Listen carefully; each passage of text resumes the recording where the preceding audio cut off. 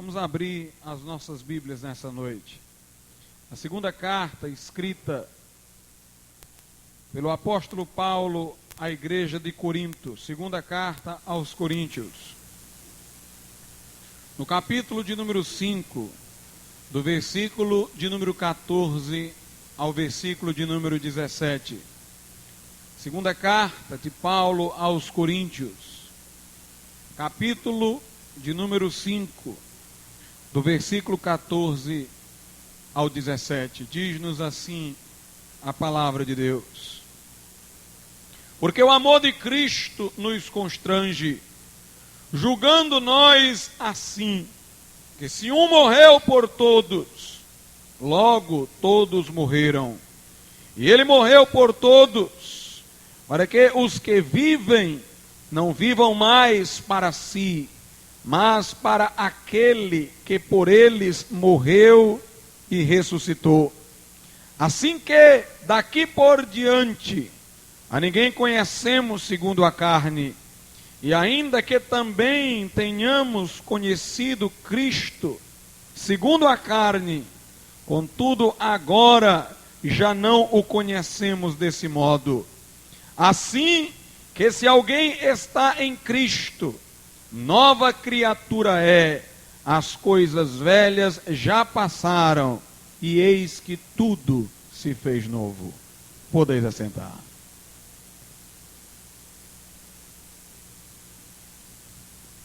Meus amados irmãos, o texto que nós acabamos de ler diz que o amor de Deus nos constrange, de modo que julgamos assim: se um morreu por todos, logo nele todos morreram. O que a Bíblia quer nos dizer é o seguinte: que se Jesus estava na cruz, representando-nos ao sofrer o juízo que era merecido a nós, mas que não era devido a ele, é porque ele estava lá como nosso substituto, estava lá como nosso representante. Quando ele morreu pelos nossos pecados, fomos potencialmente absolvidos da culpa. Seremos de modo eficaz se crermos nele, porque Deus já não nos imputará o nosso pecado se crermos em Jesus. Porque se o fizesse, era como se estivesse punindo duas vezes o mesmo pecado em Cristo e em nós. Se Jesus já sofreu por mim, eu estou absolvido da culpa. Ele encarou o castigo que nos era merecido, ele sofreu em nosso lugar. Para Deus é como se eu já tivesse morrido, então ele não me imputa o meu pecado, porque para ele, o velho homem que eu era, aquele que cometeu os pecados, morreu na cruz de Cristo. E quando Jesus ressurgiu ao terceiro dia, já não mais trazendo sobre si os nossos pecados, mas ressuscitou para estar ao lado de Deus lá no céu, em sua perfeição, pureza, em sua inconfundível santidade. É como se nós estivéssemos com Cristo ressuscitado. Ele assumiu a nossa culpa para que nós tivéssemos a sua santidade imputada a nós. Ele recebeu os nossos pecados que lhe foram atribuídos e sofreu castigo em nosso lugar, para que agora nós recebêssemos a atribuição de sua justiça e fôssemos justificados diante de Deus. Mas o que o apóstolo Paulo quer sugerir aqui é que isto não é apenas uma questão legal, posicional, mas é uma questão real e espiritual. O amor de Cristo lá do alto da cruz nos atrai a si, nos constrange para que cheguemos a Ele. O apóstolo Paulo quer nos dizer que quando pela palavra nós somos esclarecidos sobre o fato de sermos pecadores, e por esta mesma palavra nos é apresentada a cruz de Cristo, Jesus do madeiro, Jesus que nos é apresentado pela palavra, atrai-nos a si por seu amor. O amor exerce um poder magnético, um poder atrativo. O amor de Cristo na cruz do Calvário por nós, uma vez conhecido, gera em nós amor por Ele. Amor produz amor. A vinda de Cristo a nós produz uma atração dele sobre nós. A Bíblia Sagrada ensina-nos isso. Quando Jesus falou, quando eu for levantado da terra, ou seja, no madeiro, na cruz, a todos atrairei a mim. Paulo então diz que o amor de Deus nos atrai à cruz de Cristo, para que de um modo inexplicável, porém real, espiritual, sejamos ali mortificados. Ou seja, não a nossa personalidade individual, mas o homem pecaminoso que éramos, ele vai ser crucificado ali na cruz de Cristo. E então a ressurreição de Jesus vai se tornar eficaz em nós, no sentido de fazer com que Cristo ressurreto venha morar em nosso coração. O que a Bíblia quer nos dizer, irmãos, é que ser crente é mais do que admitir fatos. É mais do que compreender uma substituição ocorrida no plano legal, onde alguém sofreu por nós quando éramos nós que merecíamos. A Bíblia quer dizer que a salvação consiste numa identificação real. Jesus tomou sobre si a minha culpa, morreu, mas Jesus quer me incluir na sua morte pelo Espírito Santo, fazendo que morra em mim aquilo que é pecaminoso, fazendo com que morra em mim aquilo que se contrapõe a Deus. E quando Cristo ressuscitou ao terceiro dia, também o Cristo ressurreto nos atrai a si, para que sejamos inclusos na sua ressurreição, para que surja em nós um novo homem, segundo um modelo da sua imagem.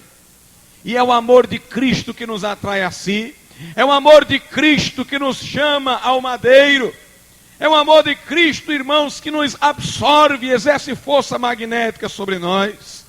É nesse sentido que Paulo diz: o amor de Deus nos constrange. A salvação tem dois níveis, ou tem dois planos. Um plano, irmãos, no qual a nossa mente tem que participar, como diz aqui Paulo, julgando nós assim: se um morreu por todo, logo todos morreram. Portanto, nós temos, meus irmãos, que fazer um juízo. Nós temos que entender o que ocorreu na cruz do Calvário. Mas não é apenas uma questão de entendimento, não é apenas uma questão de aderência a fatos narrados, à doutrina apresentada, não é apenas um juízo mental que dá substância à fé. Nós temos que sentir a atração do amor de Cristo de lá a nós.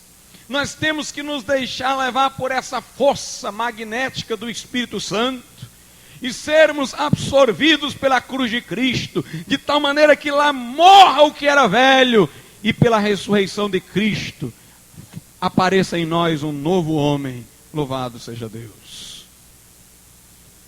Ser salvo é crer em Jesus, mas crer em Jesus é se identificar com a sua morte e ressurreição, não apenas admitir esses fatos, mas se identificar com a morte e ressurreição de Cristo. Paulo diz na carta aos Filipenses que ele desejava conhecer a Cristo, conformando-se com ele na sua morte, para também participar do poder da sua ressurreição. Notemos, tem que haver uma conformação, tem que haver uma conformação nossa com a morte de Jesus Cristo, para que também nós experimentemos o poder da sua ressurreição. O apóstolo Paulo disse: longe de mim gloriar-me, senão na cruz de nosso Senhor Jesus Cristo, pela qual eu estou crucificado para o mundo, e o mundo está crucificado para mim. Vejam o que Paulo disse: a minha glória é esta, que eu estou pela cruz de Cristo crucificado para o mundo, e o mundo está crucificado para mim. O motivo pelo qual nós louvamos a Deus por nossa salvação, nós nos asseguramos em Cristo da nossa salvação, é o fato de nós termos sido crucificados naquela cruz para o mundo e o mundo ter sido crucificado para nós. Fomos conformados a eles na sua morte, para agora experimentarmos o poder de sua ressurreição. Entretanto, irmãos, depois de ter explicado isso, o apóstolo Paulo diz qual a repercussão desta experiência de identificação nossa com a morte e ressurreição de Jesus Cristo. Veja aí o versículo de número 16, ou melhor, 15 e 16. E ele morreu por todos, para que os que vivem não vivam mais para si, mas para aquele que por eles morreu e ressuscitou. Não apenas nós com Cristo morremos, e agora temos em sua ressurreição uma nova vida, mas também essa nova vida que agora vivemos para Ele. Como diz aqui a Bíblia, e Ele morreu por todos, para que os que vivem não vivam mais para si, mas para aquele que por eles morreu e ressuscitou. Irmãos, ser crente é receber de Deus uma nova vida, que deve ser vivida para a glória de Cristo, que deve ser vivida para Cristo. Viver para Deus é a referência da nova vida, é uma vida para Deus, é uma vida para Jesus, não é uma vida para o mundo, não é uma vida para as riquezas, é uma vida para Jesus. Outrora vivíamos para nós mesmos, é o que sugere o apóstolo Paulo. Ele morreu para que vivamos não mais para nós mesmos, mas para aquele que por nós morreu e ressuscitou. Outrora nós éramos o nosso próprio ponto de referência, nossa vida era uma vida que girava em torno de si mesma, era uma vida viciosa. Mas agora nós temos uma nova vida que Deus nos deu, porque Ele nos libertou de nós mesmos, fazendo o nosso ego morrer na cruz de Cristo. E Ele deu-nos a vida ressurreta de Jesus, para que a vivamos para Deus e para o próprio Senhor Jesus Cristo. O ponto de referência agora é Deus, é Cristo. Estamos crucificados para o mundo, e o mundo está crucificado para nós, mas vivemos para Deus, e Deus está vivo para nós.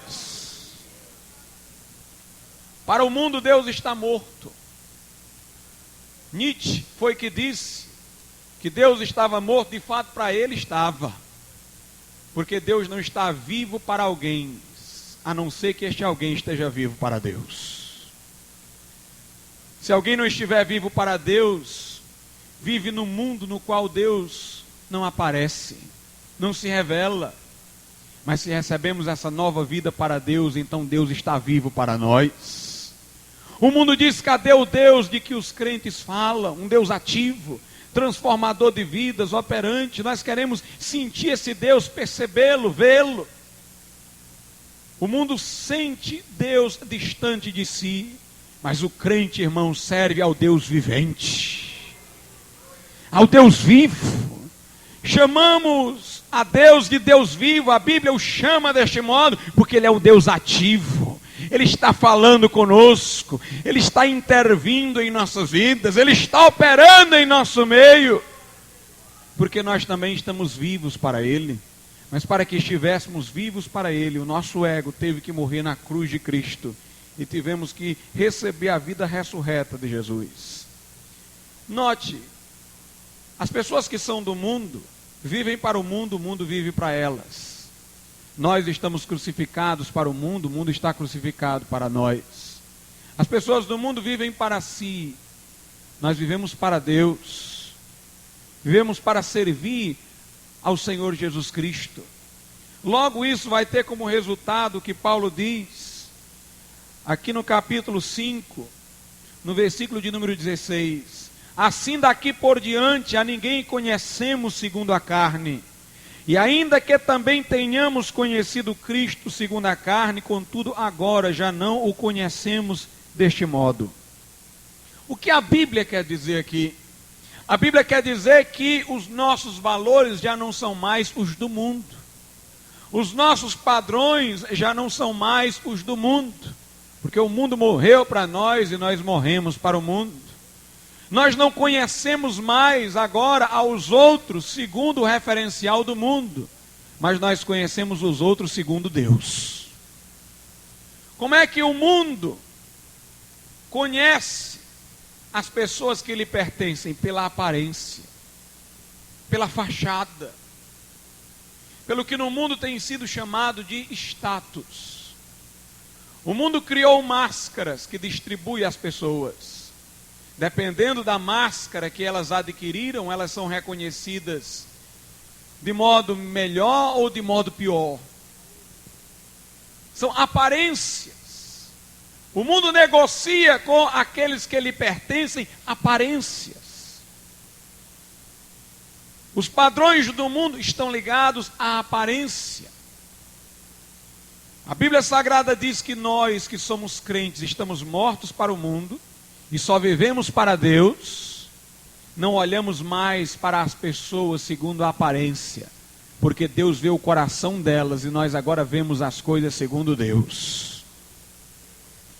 Não conhecemos mais pela aparência, pelo status, pela posição social, por padrões de estética, não. Se conhecemos a Cristo desse modo, diz Paulo, já não conhecemos assim. Agora, muito embora algumas pessoas tivessem conhecido a Jesus segundo a carne, como um carpinteiro, não é todavia deste modo que nós o consideramos agora. Ele não é o carpinteiro, ele é aquele que está no trono, assentado à destra de Deus, vitorioso, vencedor, sumo sacerdote. Muito embora, irmãos, visivelmente não o possamos ver agora deste modo, a nossa fé o vislumbra no alto, vitorioso, assentado no trono, reinando, intercedendo por nós. Porque nós não vemos como o mundo vê. É isso que o apóstolo Paulo diz. Nossos critérios não são os critérios do mundo. Aqui no versículo de número 12, Paulo diz: porque não nos recomendamos outra vez a vós. Quer dizer, nós não nos vangloriamos, não fazemos menção do que somos como se fôssemos aceitos por nossa aparência. Porque não nos recomendamos outra vez a vós, mas damos-vos ocasião de vos gloriardes de nós, para que tenhais que responder aos que se gloriam na aparência e não no coração. Note, neste mundo, as pessoas se gloriam na aparência, mas, irmãos, o crente se gloria no seu coração, que foi purificado pela fé na palavra de Deus. O apóstolo Paulo diz na carta aos Filipenses: se alguém tem motivos na carne para se gloriar, muito mais eu, sou hebreu de hebreus, da tribo de Benjamim, aprendi aos pés de Gamaliel, quanto a interpretação da lei dada aos fariseus, fui irrepreensível, todavia considerei isso como nada para ganhar a Cristo. Ou seja, preferi morrer para o mundo que valoriza todas essas coisas, para poder viver para Deus, para Cristo Jesus. Paulo diz que perdeu todas essas coisas, ou seja, deixou de tê-las em conta, por causa da sublimidade do conhecimento de Cristo Jesus, o nosso Senhor. Meus irmãos, o que diferencia o crente é exatamente estes novos padrões, pelos quais ele afere os valores. O versículo de número 17 diz: assim, se alguém está em Cristo, nova criatura é. Conforme algumas traduções, nova criação é, as coisas velhas já passaram, eis que tudo se fez novo. Ou seja, o que Paulo quer dizer é o seguinte: em Cristo, morrendo na sua morte, sendo uma nova criatura na sua ressurreição, em Cristo, as coisas velhas já passaram, o mundo das aparências passou, o mundo do status passou, as coisas velhas já passaram, tudo se fez novo. Temos novos valores agora. É o que a Bíblia quer nos dizer. Inclusive, essa é uma forma de distinguir a religião de Cristo da religião secularizada. Há uma diferença entre o cristianismo e a cristandade. O cristianismo é puro, a cristandade tem se corrompido. Há uma diferença entre a religião espiritual de Cristo, que conduz o homem ao céu, e a religião que se professa cristã e está secularizada. A diferença, irmãos, é que a religião secularizada é uma religião exterior. Ela é mundanizada, muito embora se diga uma religião. Ela é mundanizada porque ela julga pela aparência. Porque os seus critérios são mundanizados, são segundo a aparência. A religião secularizada é também uma religião de aparências, afere o valor das coisas pelas aparências. A igreja de Laodiceia dizia: rico sou, porquanto Deus masculinizou aquela igreja ao falar com ela. Ela dizia: rico sou, e de nada tenho falta. E Deus disse: todavia tu não sabes que tu és pobre, cega, miserável e nu. Meus irmãos, os fariseus jejuavam para ser vistos pelos homens, tanto que não lavavam o rosto, para que ficasse evidente que eles estavam em abstinência. Os fariseus davam esmolas para serem vistos pelos homens. Religião secularizada. O apóstolo Paulo disse a Timóteo na segunda carta, capítulo 3, versículo de número 5, que nos últimos dias os homens teriam a aparência de piedade, negando-lhe, entretanto, a eficácia. Religião de aparência. Em Colossenses 2:23, Paulo fala de alguns cuja religiosidade consistia em humildade fingida, aparência de sabedoria, mas nada mais do que isso. Religião farisaica, de aparências. A teologia da prosperidade, que diz que o homem está bem com Deus quando prospera e mal com Deus quando decai. Apenas tentou tornar religioso o critério mundano. Mas ela continua mundana, mascarada de aparência religiosa. Jesus disse: quando tu fores orar, entra no teu quarto e fecha a porta atrás de ti. E o teu Deus, o teu Pai que te vê em secreto, te recompensará.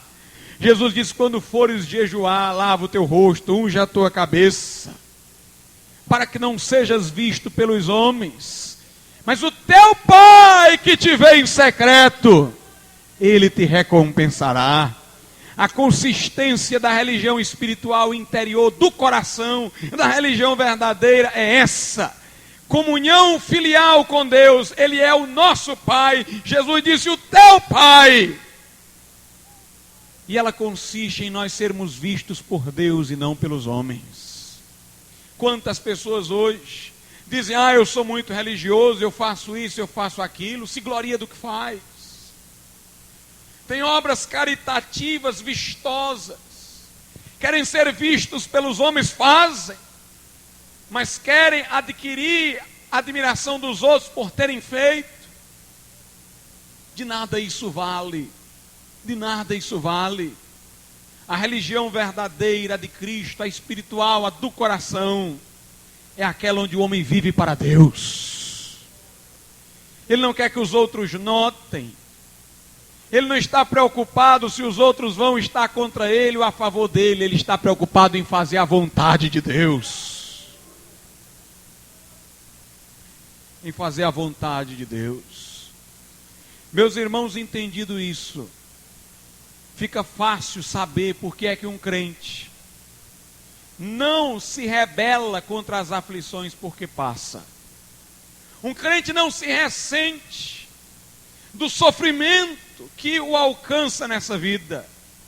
porque ele sabe que o sofrimento, a tribulação, só podem corromper o homem exterior, só podem corromper a aparência, mas não podem atingi-lo no coração, aonde Deus está lhe vendo.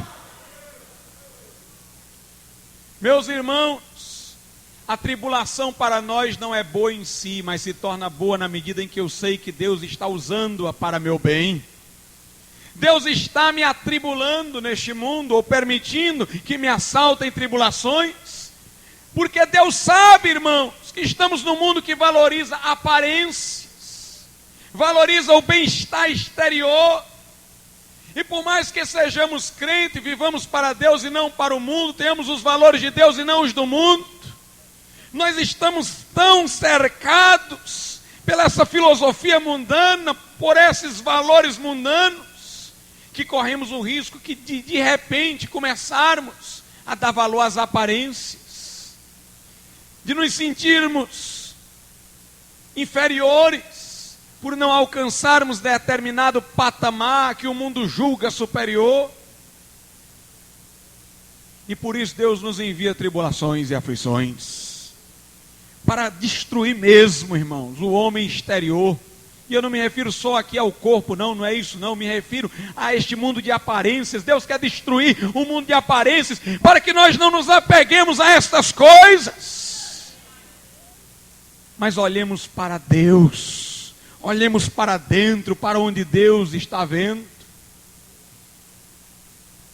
A Bíblia Sagrada diz o seguinte, na segunda carta aos Coríntios, no capítulo 4, do versículo 16 ao 18.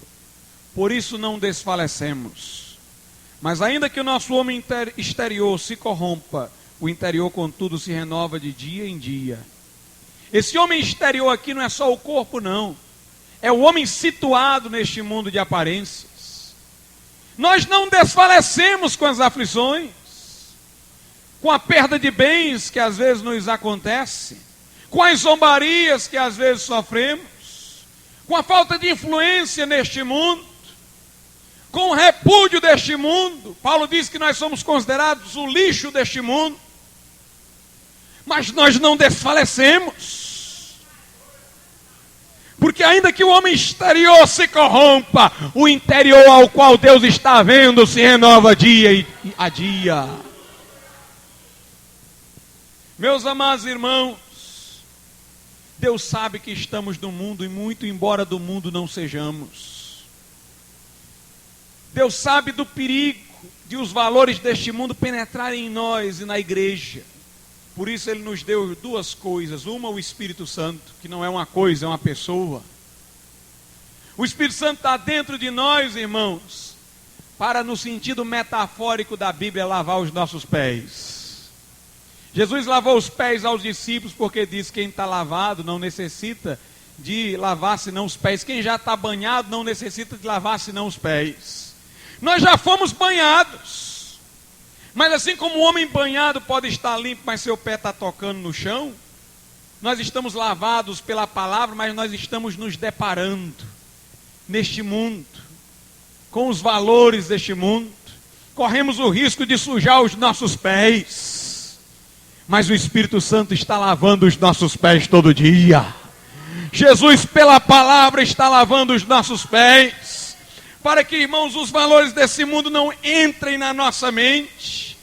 Crente, se tu não fores lavado, não terás parte com Cristo. Deixa Ele lavar todo dia os teus pés. Entretanto, Deus sabe que ainda assim nós corremos o risco de, prosperando, nos apegar à prosperidade, de, tendo uma posição, valorizá-la como o mundo a valoriza. E por isso Deus nos envia tribulações, para que nós não nos apeguemos a nada, irmãos, deste mundo, para que não absorvamos os valores desse mundo. Por isso que, apesar das perdas e tribulações, nós não desfalecemos. Ainda que o homem exterior se corrompa, o interior está se renovando dia a dia. O versículo 17 diz: porque a nossa leve e momentânea tribulação produz para nós um peso eterno de glória muito excelente. Que exagero santo, um eterno peso de glória muito excelente. E a tribulação é só leve e momentânea. Glória a Deus. O que a Bíblia está querendo dizer é o seguinte: se nós estivermos olhando para Deus e não para o mundo, se nós estivermos preocupados com o coração e não com a aparência, então toda tribulação que não nos atingirá no coração, senão na aparência, será leve e momentânea. E ainda vai servir para que aumentemos o nosso galardão lá no céu. Porque se por ela nós nos desapegarmos ainda mais deste mundo e só considerarmos o modo como Deus nos vê, progrediremos para Ele e obteremos melhor galardão. No versículo 18 diz: não atentando nós nas coisas que se veem, mas nas que se não veem, porque as que se veem são temporais e as que se não veem são eternas. Louvado seja Deus. O apóstolo Paulo, na segunda carta aos Coríntios, capítulo 5, diz o seguinte, a partir do versículo 1, continuando todo este raciocínio que temos aqui tomado: porque sabemos que se a nossa casa terrestre deste tabernáculo se desfizer, temos de Deus um edifício, uma casa não feita por mãos, eterna nos céus. Que coisa gloriosa temos aqui. Um tabernáculo é uma tenda, irmãos. E uma tenda tem que ser constantemente montada e desmontada.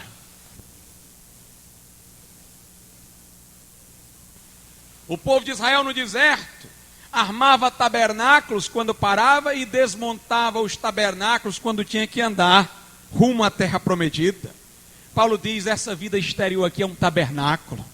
Este mundo de aparência ao qual os homens tanto se apegam é como um tabernáculo que brevemente vai ser desfeito. Estas máscaras não vão ficar, o ouro ninguém vai levar, o status não vai grudar em nós. Meus irmãos, o corpo também vai perecer, mas quando este tabernáculo se desfizer, ele que é tão frágil, que é montado para ser desmontado, quando ele for desmontado, nós temos lá no céu não um tabernáculo, uma tenda, nós temos um edifício preparado por Deus, eterno e não feito por mãos. Aleluia. As pessoas deste mundo, irmãos, que se apegam às coisas daqui, sofrem com a morte, porque a morte para elas é a perda de tudo que elas estimavam. A morte para elas é o terror. Um certo teólogo disse que a razão pela qual os homens têm ansiedade e medo é exatamente porque o homem tem a vocação de existir, mas está sob a tragédia de estar morrendo, ele está desaparecendo. Os momentos em que ele tem coragem é o momento em que ele se lembra que existe. O momento em que ele sente agonia e dor é o momento em que ele se lembra que ele vai se ir. As pessoas deste mundo, irmãos, sentem angústia. Quanto mais elas possuem bens, mais angústia elas têm. Porque mais elas sabem que vão perdê-los. Elas vivem na ansiedade, o medo de não ser, o medo do não ser, o medo da morte, do desfazimento. Mas o crente, irmãos, não é vencido pela ansiedade, o crente tem a coragem. A coragem porque o ser nele é mais forte que o não ser. Porque quando este tabernáculo se desfizer, ele não fica sem nada não, aparece a coisa melhor, é um edifício. Quando essa casa temporal se for, ele tem um edifício eterno, feito não por mãos no céu. Por isso, irmãos, quando a morte vai chegando, vai aumentando é a coragem do crente. Porque quanto mais ele está perto da morte, mais ele está perto de ser e não de não ser. mas ele está perto da glória e não do desfazimento. Meus irmãos, os crentes fiéis morrem cantando. Nunca lhes vem tanto vigor como na hora da morte, como na hora em que partem dessa vida para outra, porque o tabernáculo está se desmontando e ele já está começando a ver o edifício que ninguém pode demolir lá no céu. Aleluia! Glória a Deus por isso. Glória a Deus por isso. Essa é a diferença, irmãos, entre um crente e um budista. O budista sabe que a infelicidade dos homens decorre do fato de eles quererem viver e terminarem morrendo. O budista sabe que todo homem tem a vontade de viver e sua infelicidade vem porque ele sabe que vai desaparecer. Segundo o budista, essa vontade de ser, esta vontade de ser alguém, de ter uma personalidade individual que dá infelicidade aos homens, porque eles têm essa vontade, mas sabem que um dia não vão ser mais. Aí o budista tem a solução radical que nós não aceitamos. Ele diz: para o homem ser feliz, ele tem que não querer mais ser. Ele tem que esquecer da sua identidade, da sua personalidade individual. Ele tem que negar-se a si mesmo, no sentido de não ser mais ninguém. Ele tem que se diluir em Deus, perder-se no meio do rio, perder sua identidade. Se esqueça de quem você é, tire os seus sonhos, esvazie-se de sua personalidade e desapareça. Por isso eles se voltam para a meditação. Eles querem se diluir, eles querem esquecer que são alguém, mas o cristianismo ensina o contrário, irmãos. Em vez do cristianismo dizer, perca a sua vontade de ser, o cristianismo diz, tenha mais vontade de ser com Jesus. Porque com Jesus você não vai desaparecer não, você vai ser mais do que hoje é. O cristianismo, irmão, não diz, esqueça de quem você é, para você não ter a infelicidade de se lembrar que vai deixar de ser. O cristianismo diz, se lembre de quem você é, e saiba que ainda não se manifestou o que havemos de ser, mas quando Cristo vier, nós seremos semelhantes a Ele, porque seremos tal como Ele é. Aleluia! Uma religião como o budismo, que ensina a fuga, a covardia, como forma de se ganhar a felicidade, é do diabo. Se o homem vai esvaziar-se de sua personalidade, diluir-se no oceano espiritual, se ele vai deixar de ser alguém, não tem mais ninguém para ser feliz. Não há felicidade no budismo. Se o homem desaparece na sua personalidade individual, não sobrou ninguém para ser feliz. No espiritismo também, porque o espiritismo diz que você hoje é um, na outra encarnação vai ser outro. Meu irmão, o cristianismo não diz isso. O cristianismo diz que você vai ser você mesmo. Você vai ser você. E Deus quer lhe dar um novo corpo, uma morada imperecível. Deus não quer lhe fazer desaparecer, quer fazer você viver. O versículo de número 2 continua: por isso também gememos, desejando ser revestidos da nossa habitação que é do céu. O crente vive aqui gemendo, irmãos. O mundo tem medo da morte. E o crente geme esperando o dia em que vai se desvencilhar deste corpo para estar com Deus no edifício eterno. Esse gemido aqui, irmãos, mostra quem é crente e quem não é. Segundo Lutero dizia, o crente não apenas se arrependeu num dia, ele se arrepende todo dia. Porque existe o arrependimento de pecados no plural, que nós não temos todo dia, mas existe um arrependimento do pecado, natureza pecaminosa. Como apesar de nós nos termos convertido, a natureza pecaminosa permanece em nós, porque estamos unidos a este corpo corruptível, então enquanto estamos aqui nós estamos gemendo. Gemendo. desejosos de sermos libertos desse corpo corruptível para que a natureza pecaminosa que está presente a nós enquanto estamos no corpo saia. Se você está satisfeito com este mundo, você não é crente. Se você diz, eu gosto daqui, aqui é muito bom, você não é crente. Ló em Sodoma e Gomorra, diz a Bíblia, afligia todos os dias a sua alma pela impiedade de Sodoma e Gomorra. E a Bíblia diz que a geração atual é pior do que a de Sodoma e Gomorra. Se você gosta, se você se ambienta neste mundo, você não é crente. Você não é salvo, porque um salvo está gemendo. Ao mesmo tempo que eu estou feliz por ter Jesus no meu coração, pela certeza que Ele está no céu, enquanto eu estou nesse mundo, eu me sinto como um estranho. Eu sou um peregrino aqui. Eu não me sinto bem neste lugar. Eu não sinto que aqui seja o meu lar. Não, eu não me ambiento aqui, porque a minha cidadania é o céu. Meu nome está rolado no céu. Eu vivo para Deus. Não segundo os valores do mundo, mas segundo os valores do reino de Deus. Versículo de número 3. Se todavia estando vestidos, não formos achados nus. Ou seja, teremos o céu, se formos por Deus encontrados vestidos e não nus. Aqui é uma linguagem simbólica.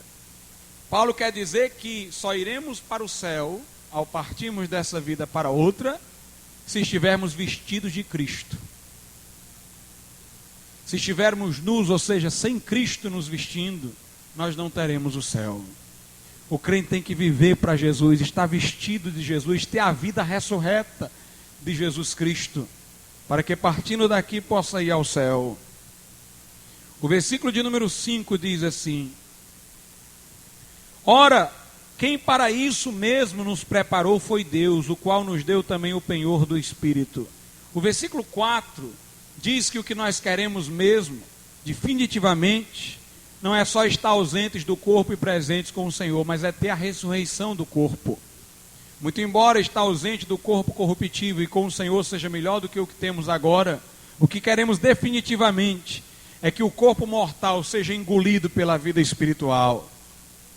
E que estejamos diante de Deus com o corpo ressurreto, que nos acontecerá na vinda de Jesus. E Paulo diz que quem nos preparou para isto foi Deus, que nos deu o Espírito Santo. O crente, irmãos, é preparado para o céu. Ele tem natureza de céu.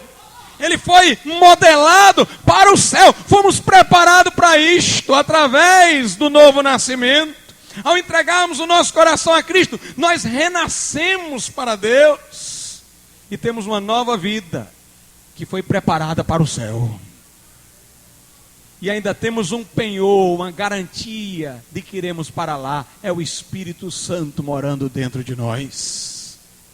O crente tem o Espírito Santo dentro dele, como garantia de que ele vai estar no céu, lugar para o qual Deus nos preparou.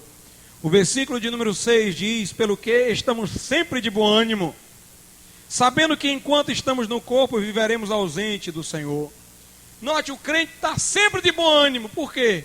Por causa daquilo que já falei. Quando as tribulações nos vêm, nós sabemos que o que com ela é destruído é apenas o homem exterior. Mas o interior se renova. Nós temos bom ânimo, irmãos. As aflições aqui não nos prejudicam, porque nós não queremos nada de bom daqui, não esperamos nada daqui. Se nossa esperança em Cristo fosse para esta vida, Paulo diz, seríamos os mais infelizes dentre os homens. Nós não esperamos em Cristo viver eternamente nesse mundo ímpio, senão seríamos infelizes, diz Paulo. Mas nós esperamos em Cristo para uma vida que transcende essa. As aflições, portanto, não nos atormentam, apenas nos lembram que nós não somos daqui, por isso que nós temos bom ânimo diante delas. E diz o versículo 7 que nós não andamos por vista, mas por fé. Nós esperamos o céu pela fé. Vemos por trás da tribulação a mão de Deus querendo com que não nos apeguemos a este mundo pela fé. Não julgamos pela aparência, mas pelo coração, por causa da fé. Acreditamos que Deus está nos vendo, vemos o invisível. Meus irmãos, a santificação do crente está nisso. Eu estou vendo o invisível, eu vejo Deus em Cristo. E por eu saber que Ele está me vendo, e que a única pessoa a quem eu tenho que agradar é a Ele, eu ando em retidão. Se nós andássemos por vista, nós só estávamos vendo o mundo ao nosso redor. O mundo dizendo para as irmãs, bote um brinquinho, essa roupa está muito grande. Se nós olhássemos para este mundo, nós só veríamos a pessoa dizendo, tome só um copinho de cerveja, não faz mal não. Se estivéssemos olhando para este mundo, estaríamos vendo as pessoas dizendo que faz mal uma mentirinha, não vai prejudicar ninguém. Nós iríamos cair fatalmente, mas nós não estamos olhando para este mundo, não queremos agradar este mundo está morto para nós estamos mortos para este mundo, mas estamos vivos para Deus, Ele está nos vendo, jejuamos para Ele, oramos para Ele, queremos saber como Ele nos considera, é contemplando a glória do Senhor, não a glória do mundo, é levando em conta a aprovação de Deus para os nossos atos, que somos transformados de glória em glória na imagem de Jesus Cristo. O que queremos é ser agradáveis a Deus. É o que diz o versículo de número 9. Pelo que muito desejamos também ser-lhe agradáveis, quer presentes, quer ausentes. Ser crente é ter uma santa obsessão de ser agradável a Deus. Deus disse a Abraão, anda na minha presença e ser perfeito. Como quem diz, não anda na presença dos homens, não anda na minha. Não leva em conta o que os homens dizem, leva em conta o que eu te digo. E ser perfeito na minha presença. Não seja perfeito para o modo de o mundo te ver, seja perfeito para o modo de Deus te ver. Anda na minha presença e ser perfeito. É preciso que cada um entregue o seu eu, o seu velho homem, este que está corrompido pelos valores deste mundo, à cruz de nosso Senhor Jesus Cristo. E é preciso que cada um, pela fé e pelo poder do Espírito Santo, assuma a vida ressurreta de Jesus. Jesus está ressuscitado lá em cima e não aqui. Está diante de Deus e não dos homens. Quando você assumir a vida ressurreta de Cristo, você vai se sentir diante de Deus e não dos homens. Vai se sentir lá e não aqui. Vai pensar nas coisas que são de lá e não nas que são daqui. Vai buscar as coisas que são de lá e não as que são daqui. Mas o mundo vai tentar te chamar de vez em quando. Vai tentar te fazer esquecer a identidade nova que Deus te deu. O mundo vai tentar fazer com que em certas oportunidades tu não te lembres que as coisas velhas passaram e tudo se fez novo. Vai tentar acordar o velho homem que já morreu. Mas o Espírito Santo vai pela palavra te acordar, vai lavar os teus pés, vai tirar o sujo que ficou. E por certo algumas tribulações virão. Mas no momento em que elas virão, no momento em que elas chegarem, você vai abrir os olhos e acordar e se lembrar, eu não sou daqui. Eu tenho uma pátria lá. Vamos ficar de pé.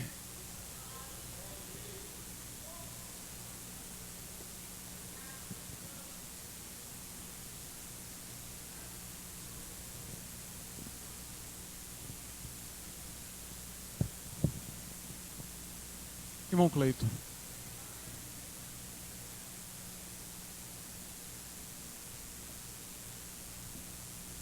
Aleluia. Jesus disse, quem quiser ganhar a vida, perdê-la-á. Quem aborrecer a sua vida neste mundo, por amor de mim, preservá-la-á para a vida eterna. Essa noite, recuse os valores desse mundo. E se conforme com Cristo na sua morte. E receba em você um novo homem, uma nova mulher, pelo poder da ressurreição de nosso Senhor Jesus Cristo. O amor de Deus nos constrange. Hoje Deus está te chamando pelo seu amor. um magnetismo vai atrair o teu coração. É o amor de Cristo te chamando para morrer e para viver. Porque só há uma vida nova se essa velha que tu tem morrer. Aleluia. Eis-me aqui, Senhor. Venho me render.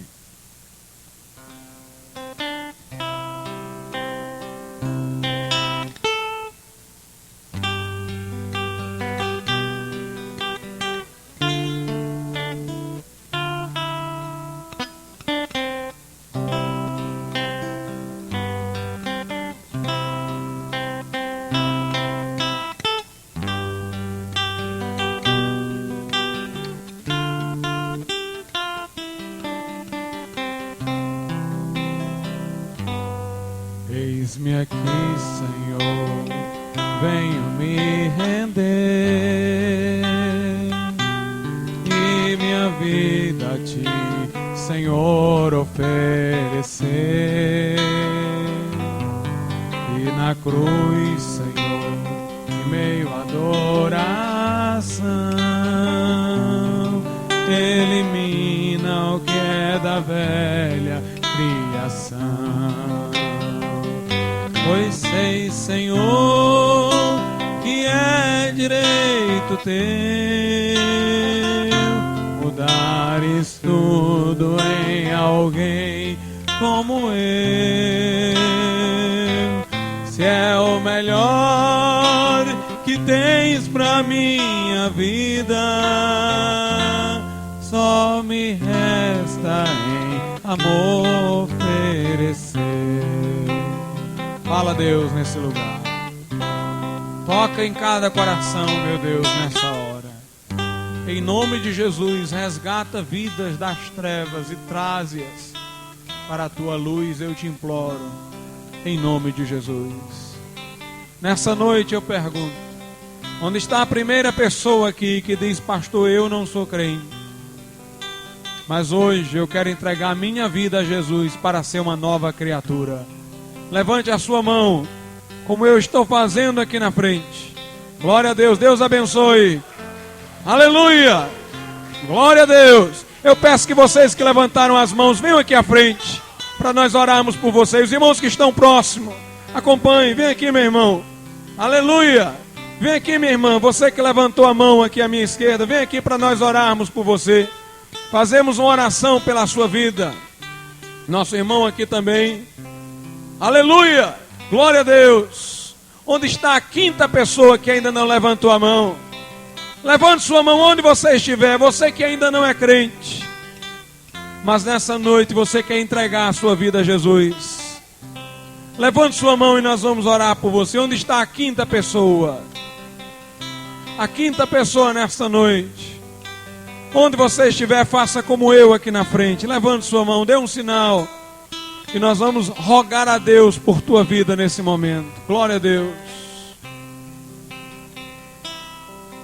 Se você estiver do lado de alguém que não é crente, irmão, convide a pessoa para entregar a vida a Jesus nessa noite. Venha a Cristo, venha a Cristo. Você que ainda não fez uma decisão, venha a Jesus. Venha agora entregar o seu coração a Deus. Ele vai fazer de você uma nova criatura. Confie no poder do Evangelho, confie no poder de Deus. Vem agora em nome de Jesus. Deus está esperando por você. Se alguém está desviado e quer se reconciliar com o Senhor nessa noite, vem aqui à frente, nós vamos orar por você. Glória a Deus, vem aqui, meu irmão, aleluia. Onde está a sexta pessoa para Jesus nessa noite? Onde está a sexta pessoa?